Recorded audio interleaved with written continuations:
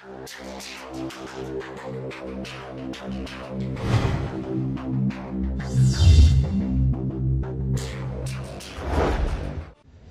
that the Quran is not relevant. That the Quran is not talking about my life. It's talking about something that happened a long time ago. The people that I know that talk about the Quran look like they belong 500 years ago. They don't look like modern people. These people, when they speak in a way that nobody else speaks. My friends don't talk like this. My colleagues at work don't talk like this. My professors at school don't talk like this. As a matter of fact, you could be friends with a khatib. And when you're talking to them, they talk to you perfectly normally. But as soon as they get up on the minbar, they talk differently. They talk like they belong in a different time. And it becomes almost disconnected from you. So the first impression I had of religious conversation, Quran, Sunnah, the whole bit, the whole thing, was that this does not belong in this time. This is some old thing. And this is for people that are old-minded. You cannot have this religion and live in modern times. You cannot combine those two things. It's impossible. That's number one. And as a matter of fact, even in so many lectures that I heard, all they talked about was how bad these times are and how good the old times used to be. That's all they talk about, is these times are very bad and old times were very, very good. And so I say to myself, well, old times are over. So I guess it's bad now, so what's the point? That's the first problem.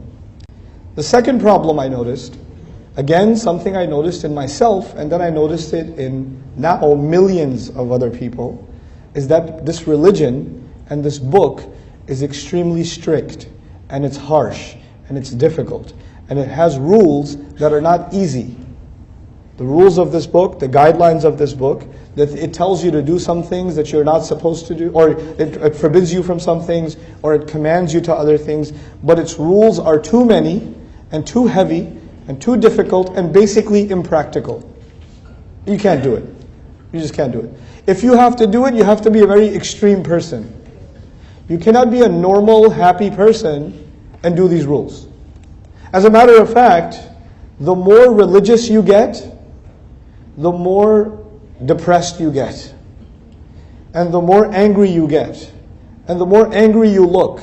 So all the religious people I know are really angry people.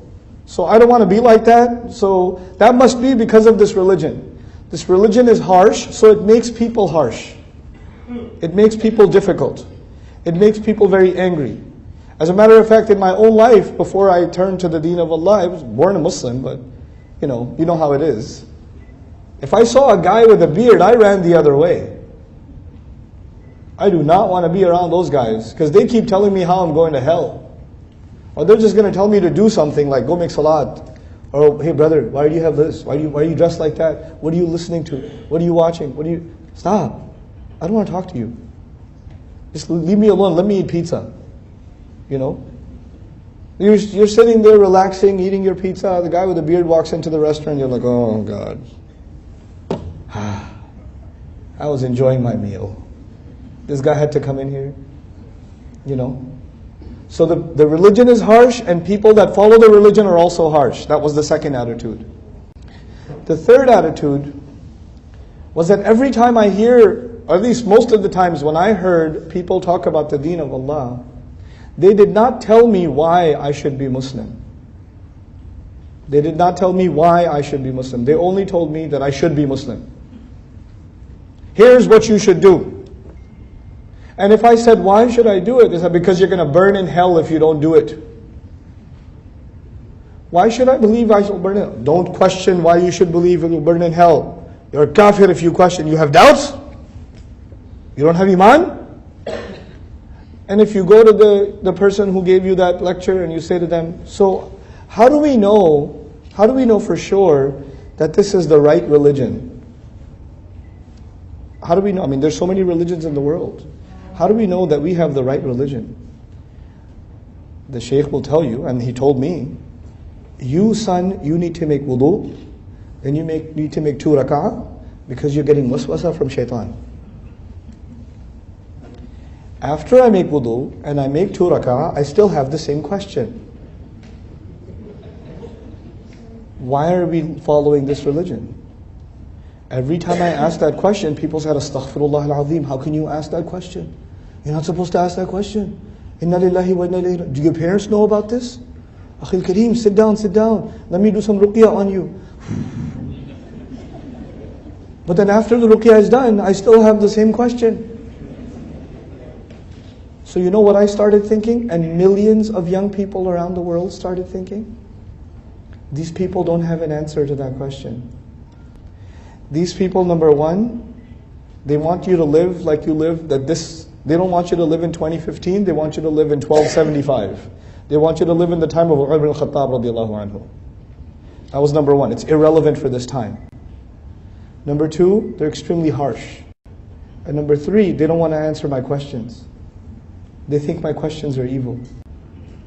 These three reasons are enough, more than enough, for someone to want nothing to do with Islam. If you have these three concerns, and you want nothing to do with Islam, I appreciate that, I understand. It's logical.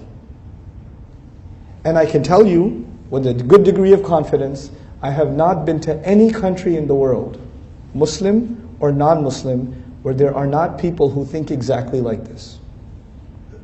For all the people who come and sit in a lecture, there are hundreds and thousands, if not millions of people, Muslim and non-Muslim, who have this problem. They have this problem. And so this is what I noticed for so long.